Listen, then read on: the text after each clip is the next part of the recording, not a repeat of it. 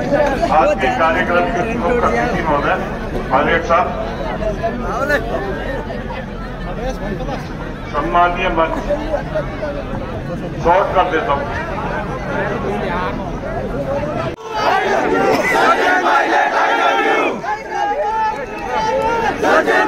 जिंदाबाद।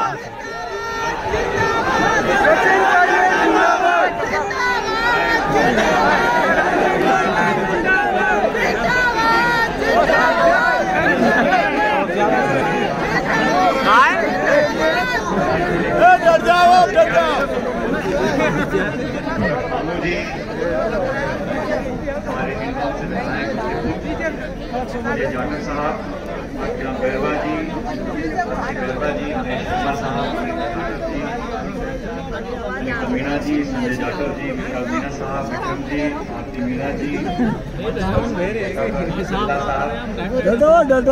और आज इस समारोह में स्वर्गीय हनुमंत सिंह जी और स्वर्गीय विमल सिंह जी की मूर्तियों का अनावरण हम सब ने आज मिलकर किया। मैं सबसे पहले अपनी तरफ से और आप सब लोगों की तरफ से इन दोनों शहीदों के परिजनों को बहुत बहुत नमन करना चाहता हूं, इनका सत्कार करना चाहता हूं कि इनके परिवारों से ये दो शूरवीर पैदा हुए जिन्होंने हम सब का नाम रोशन किया। हर इंसान अपने लिए जीता है और अपने लिए मरता है। कुछ लोग औरों के लिए जीते भी, लेकिन औरों के लिए मरना वही वीरता है, वही शौर्य है। और आज इन दोनों ने इस क्षेत्र का, इस जमीन का, इस मिट्टी का नाम रोशन किया। मैं नमन करता हूं और परमपिता परमेश्वर से प्रार्थना करता हूं कि इन शहीद के परिजनों को ताकत दे, हिम्मत दे और हम सब मिलकर इनका ख्याल रखें, इनका ध्यान रखें आने वाले समय में। आज जब मैं सुबह जयपुर से आया, आप जानते हो आज राज्यसभा के चुनाव चल रहे हैं, तो वहां पर मतदान हम लोगों ने किया और उसके बाद यहाँ पर आने में मुझे कुछ समय लगा। रास्ते से कई जगह लोगों ने रोका, उसके लिए मैं क्षमा चाहता हूँ। और मैं जानता हूँ कभी हमारे साथियों ने बोला कि आप लोग बहुत देर से यहाँ भूखे प्यासे बैठे हो, इतनी गर्मी है, उमस है, फिर भी आप इस कार्यक्रम में शामिल होने के लिए इतने प्यार से, इतने इत्मीनान से बैठे हो। मैं आपका बहुत आभारी हूँ। साथियों, आज जब इस शहर में मैं घुसा तो सबसे पहले हमने महावीर भगवान के दर्शन किए। उसके बाद मैं स्वर्गीय पायलट साहब की जो यहाँ प्रतिमा लगी है उस मूर्ति पर मैंने फूल चढ़ाया, नमन किया। उसके बाद ये दो शहीदों की मूर्ति का अनावरण किया। जो पहले यहाँ शहीद हुए थे उनको भी हमने पुष्पांजलि अर्पित करी और फिर आप सबके दर्शन करने का मौका मिला। तो आज का दिन मेरा पूरा सफल हो चुका है और आप लोगों का आशीर्वाद और स्नेह जो हमेशा मिलता है आज मुझे मिल रहा है।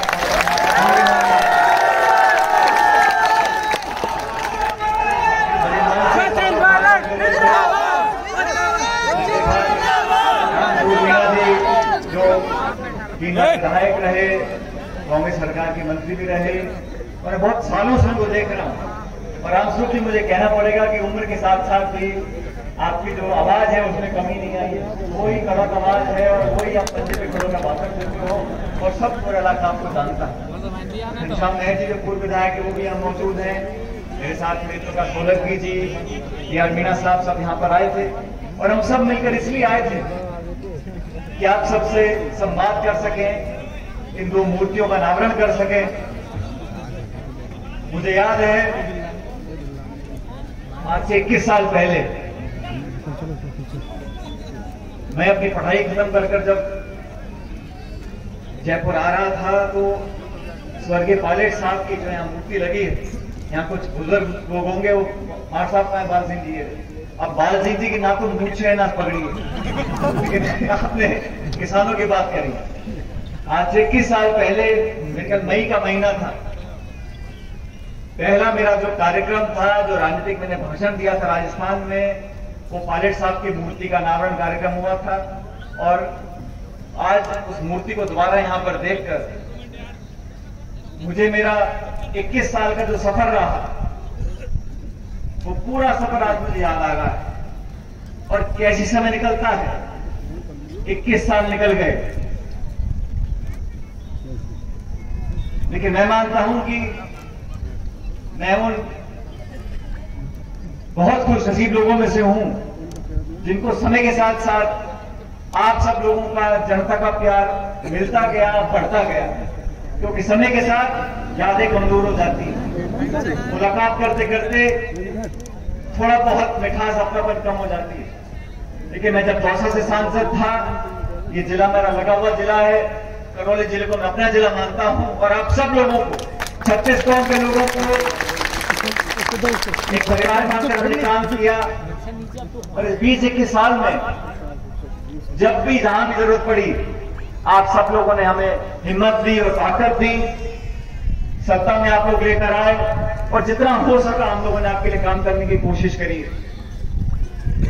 अभी पूर्व वक्ताओं ने बोला क्षेत्र के बारे में, इलाके के बारे में, पानी की समस्या के बारे में, और मैं जानता हूं कि इलाका पिछड़ा हुआ है। इस क्षेत्र के, इलाके के किसानों को दुगनी मेहनत करनी पड़ती है। यहाँ के बच्चों को पढ़ाई करने में दुगनी मेहनत करनी पड़ती है। अवसर कम मिलते हैं, लेकिन फिर भी एक जज्बा है किसानों का, नौजवानों का, बुजुर्गों का आशीर्वाद है कि यहाँ के लोग आगे बढ़ सकते हैं। राजस्थान में संपूर्ण विकास हो, हर जिला, हर संभाग, हर तहसील, हर गांव बराबरी से आगे बढ़े, भेदभाव ना हो, पक्षपात ना हो, ये सामूहिक जिम्मेदारी हम सब लोगों की है।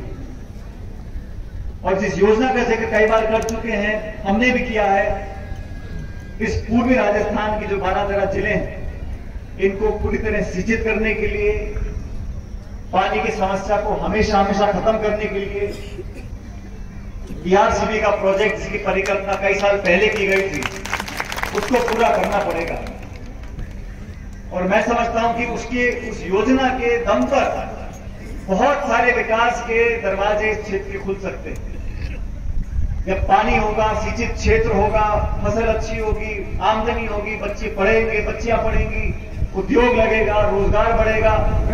और ये क्षेत्र गांव का क्षेत्र, जो पिछड़ा इलाका है, जो पिछड़े लोग हैं, दलित लोग हैं, आदिवासी लोग हैं, किसान भाई लोग हैं, उन सब लोगों को मौका मिलेगा नए राजस्थान में 21वीं शताब्दी में आगे बढ़ने का, जीवन को बेहतर बनाने का।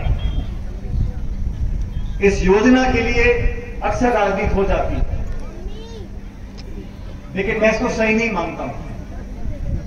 आज सरकार दिल्ली में भाजपा की है, जयपुर में कांग्रेस की सरकार है, लेकिन जनता तो यहां पर रहती है। जो लाखों करोड़ों को लाभ मिलेगा वो किसी एक पार्टी के नहीं है, वो जमीन के यहाँ धरती पुत्र हैं। इनके भलाई के लिए, इनके विकास के लिए सब बातें भूलकर जिम्मेदार लोगों को योजना को आगे बढ़ाना पड़ेगा। और मैं ऐसा मानता हूं, अगर प्रदेश की जनता, जिले की जनता, अगर मन बना लेंगे कि हमें इस योजना का पूरा कराना है, तो मैं नहीं समझता हूं कि ना तो धन की कमी आएगी, ना बजट की कमी आएगी, ना इच्छाशक्ति की कमी आएगी। लेकिन हम सबको एकजुट होना पड़ेगा, एकजुट होना पड़ेगा। और मैं हमेशा कहता हूं, जो इलाका आगे बढ़ा है वहां प्यार, अमन, चैन, भाईचारा, 36 कौम के लोगों का अपनापन, वो सबसे बड़ी ताकत है। इस जिले में बहुत आशीर्वाद मिला, चुनाव हुए, जैसा बोल रहे थे बाकी वक्ता, हम लोगों ने सरकार बनाई 2018 दिसंबर में, वो आप सब लोगों के आशीर्वाद से बनी। 36 कौम के लोगों ने, हर किसान व्यक्ति ने, परिवार ने हम पर विश्वास किया और सरकार चलाने का मौका दिया। केंद्र में आज भाजपा की सरकार है, मोदी जी प्रधानमंत्री हैं, और 2 बार उन्होंने खुद अपने मुंह से कहा राजस्थान में आकर, इस पूर्वी राजस्थान के भविष्य को बेहतर बनाने के लिए इस एआरसीपी को हमें आगे बढ़ाना चाहिए। लेकिन सरकार कांग्रेस की बन गई तो ठंडे बस्ते में है। मैं इसको गलत मानता हूं। मैं मानता हूं राजनीति को पीछे छोड़कर अपनी बात पर हमें अडिग रहना चाहिए। जो पैसा, बजट, धनराशि, योजना जो भी चाहिए वो सरकार को देना चाहिए। जो भी कमी पेशी होगी उस सबको मिलकर करेंगे, लेकिन काम जल्दी चालू हो ताकि समय रहते हम लोगों को इस योजना का लाभ मिल सके। साथियों, भी मैं एक बच्ची से मिला था, शहर की बच्ची से। मैंने उसका नाम पूछा, उसने कहा मैं 7वीं में पढ़ती हूँ। 7वीं क्लास की बच्ची, उसने कहा मैं बड़ी होके एक फौज की अफसर बनना चाहती हूं। मैंने कहा आप निश्चित रूप से बन सकती हो। मेहनत कर पढ़ाई करो और आपका सपना पूरा होगा और हम सबका भी दिल कलेजा भरेगा जब इस शहीद की बेटी खुद सैनिक बनकर यहाँ यूनिफॉर्म में आएगी। और मैं, क्योंकि फौज से रिश्ता मेरा पुराना है, मेरे जो दादाजी थे वो फौज में हवलदार थे, कम पढ़े लिखे थे तो कमीशन नहीं मिली थी उन दिनों में, तो 18-20 साल नौकरी खत्म कर, जैसे आमतौर गांव में होता है 40-45 साल पर रिटायर होकर गांव में आ गए। स्वर्गीय पायलट साहब ने 15 साल फौज की नौकरी करी, एयरफोर्स की। और जब मैं दिल्ली में केंद्रीय मंत्री था तो मुझे लगा जब मेरे दादाजी फौज में, मेरे पिताजी फौज में, तो मुझे भी फौज में कहीं ना कहीं अपना हाथ डालना है। और इसलिए मैंने टेरिटोरियल आर्मी में 2012 में मैंने एग्जाम पास कर एसएसपी का बंगलौर में कोर्स होता है, उस कोर्स को पास कर मैं फौज में भर्ती हुआ और आज 11-12 साल हो गए। तो फौज का जो परिवार होता है वो सिर्फ वो लोग नहीं है जो वर्दियां पहनते हैं, वर्दी पहनने के साथ साथ उसका घर, कुटुंब, परिवार, इलाका, पड़ोस, पूरा वो फौजी बन जाता है। तो लाखों परिवार ऐसे हैं जो हमारी फौज से जुड़े हुए हैं और वो ऐसे लोग हैं जो किसी एक धर्म, एक जाति, एक इलाके, एक जिले, एक प्रदेश के लिए काम नहीं कर रहे, वो तो भारत माता के लिए काम कर रहे हैं। आज मुख्यमंत्री, प्रधानमंत्री, राष्ट्रपति कोई भी हो, आज के 20 साल बाद कोई और होगा, लेकिन हमारी फौज सड़क पर खड़ी है। हमारे शहीद यहाँ पर भी जान देने को आज भी ललायित हैं, वो छाती पे गोली खाने को तैयार है, किसी पार्टी, किसी नेता के लिए नहीं, लेकिन देश की मिट्टी के लिए, हमारे आपके लिए। ऐसे फौजियों को, ऐसे सैनिकों को, उनके परिवारों को हमें संबल देना चाहिए, मदद और सहानुभूति के साथ साथ प्रोत्साहन देना चाहिए। आज मैं अपना सौभाग्य समझता हूं कि आप लोगों ने इस कार्यक्रम में, और ये बात सही कह रहे हैं, ये कुछ महीने पहले मेरे से मिलने के लिए आए थे, मैंने कहा मैं तारीख दे दूं और फिर आगे पीछे हो जाए गलत है, तो मैंने, क्योंकि कल स्वर्गीय पायलट साहब की पुण्यतिथि है, मैं 11 तारीख को दौसा में भंडारा में जाता हूं, तो मैंने कहा कुछ ना कुछ 10 तारीख को मैं हमेशा आपके बीच में आ सकूंगा, इसलिए मैंने तारीख दी। और मुझे खुशी है कि लंबे इंतजार के बाद इस काम को हमने आज यहाँ पर संपन्न किया, आप सबकी मौजूदगी में संपन्न किया। सभी लोगों ने परिजनों के बारे में अपनी सांत्वना दी, अपनी बात को रखा, लेकिन मैं धन्यवाद देना चाहता हूं आप सब लोगों का। अभी भाषण में नाम ले रहे थे, पूर्व ये, पूर्व वो, तो इस कम उम्र में बहुत सारे पूर्व लगा दी मेरे नाम के पीछे। मुझे पेंशन मिलती है पार्लियामेंट से, मैं पूर्व विधायक सांसद भी हूँ, तो पूर्व उप मुख्यमंत्री, पूर्व प्रदेश अध्यक्ष, पूर्व सांसद, कितने पूर्व और बनाओगे?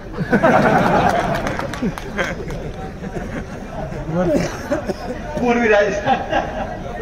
लेकिन आप सब लोगों ने आज इतनी गर्मी में माताएं बहनें आई और इनका जो स्नेह और प्यार है सचमुच बहुत बड़ी ताकत है। और आप लोगों को कहना चाहता हूं, हम सब ये जाति, बिरादरी, धर्म, समुदाय, आजकल मैं देखता हूं टेलीविजन, अखबार पढ़ता हूं और ये व्हाट्सएप दुनिया भर चलते रहते हैं, कोई कुछ कह रहा है, कोई कुछ कह रहा है, कोई नहीं कह रहा कि नींबू 250 रुपए किलो बिक रहा है, कोई नहीं कह रहा गैस का सिलेंडर 1100 रुपए का हो गया, पेट्रोल 100 रुपए का हो गया। अलग अलग तरह की चर्चाएं हो रही हैं, मैंने ये कहा, तूने ये कहा, इस पे केस कर दो, उसको जेल में डाल दो, उसको FIR कर दो। तो 24 घंटे चर्चा इस बात की हो गई है कि कैसे तनाव हो, कैसे टकराव हो, कैसे तू और मैं हो जाए। अरे 130 करोड़ का एक देश है, 5000 साल पुराना हमारा इतिहास है, और हम लोग इस मिट्टी में कल हमारा नहीं भी रहेंगे तो हमारे बच्चे को तो यही रहेंगे, वो किसी मजहब के हो, किसी समाज के हो, किसी धर्म जाति के हो। इसलिए सबको साथ हम लोग लेकर चलेंगे तो ये जिला आगे बढ़ेगा, ये संभाग आगे बढ़ेगा, राजस्थान आगे बढ़ेगा और देश आगे बढ़ेगा। इसलिए मेरा आपसे निवेदन है कि प्यार, भाईचारे को बनाए रखो, और मैं आपको वादा करता हूं कि जितना प्यार आपने मुझे दिया है उससे ज्यादा मैं आपको देकर जाऊंगा, और आने वाले समय में इस क्षेत्र के लोगों के लिए विकास में हम कोई कमी नहीं छोड़ेंगे। चाहे पानी की बात हो, सिंचाई की बात हो, ERCB की बात हो, इन सब मुद्दों को गांधीवादी तरीके से हम केंद्र को मजबूर करेंगे कि आपने जो वादा किया था उस वादे को पूरा करो, और हम भी तैयार हैं अपनी जिम्मेदारी निभाने के लिए। लेकिन ये आने वाली पीढ़ियों के लिए अति महत्वपूर्ण परियोजना है, इस पर पूरा ध्यान देकर इसे पूरा हम करेंगे, ऐसा मुझे पूरा विश्वास है। लेकिन आप सबकी एकता, आपकी एकजुटता और आपस में प्यार, भाईचारा, ये सबसे बड़ी हमारी ताकत है। मैं पुनः इन दोनों शहीद परिवारों को नमन करता हूं, और आप सब लोगों के, आप इतने घंटों से यहाँ गर्मी में बैठे हो, आपका आशीर्वाद, आपका प्यार, आपका स्नेह, आपका सानिध्य मुझे हमेशा मिलता रहा। और आप लोगों की ताकत से, जैसे मैंने कहा कि 21 साल का जो सफर रहा, बड़ा रोमांचक रहा, लेकिन आपका हमेशा दोनों हाथ का आशीर्वाद मिलता रहा और भविष्य में मिलता रहेगा, मैं ऐसी कामना करता हूं। आप सब लोगों का बहुत बहुत हाथ जोड़कर धन्यवाद। राम राम। सचिन पायलट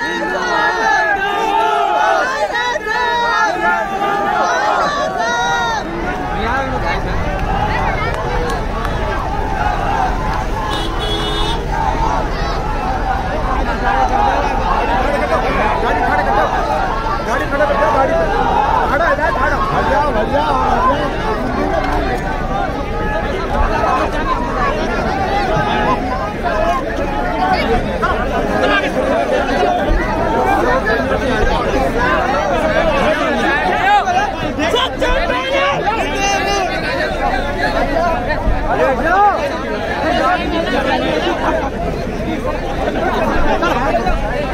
रास्ता छोड़ो, नारे लगाओ।